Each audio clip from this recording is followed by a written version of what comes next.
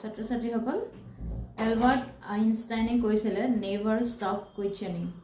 আমি প্ৰায়ে দেখোঁ যে আমি শ্ৰেণীকোঠাত পাঠদান কৰাৰ পিছত যেতিয়া এটা পাঠ শেষ হয় তেতিয়া ছাত্ৰ ছাত্ৰীসকলক যেতিয়া প্ৰশ্ন সোধা যায় তেওঁলোকে একো উত্তৰ নিদিয়ে, বুজিছানে বুলি ক'লেও নুসুধে, একো নকয়, নাই বুজানে বুলি সুধিলেও একো নকয়, কিবা আৰু বুজাই দিব লাগিব বুলি একো নামাতে, মানে কোনো ধৰণৰ তেওঁলোকৰ পৰা আমি উত্তৰ নাপাওঁ। এই ক্ষেত্ৰত তোমালোকে এই নিজৰ যিটো প্ৰতিক্ৰিয়া সেই প্ৰতিক্ৰিয়াটো সলনি কৰিব লাগিব আৰু তোমালোকে আমাক প্ৰশ্নখিনি সুধিব লাগিব, কোনখিনিত তোমালোকৰ খোকোজা লাগিছে, কোনখিনিত তোমালোকে নতুনকৈ শিকিব বিচাৰিছা বা কোনটো শব্দ তোমালোকে বুজা নাই।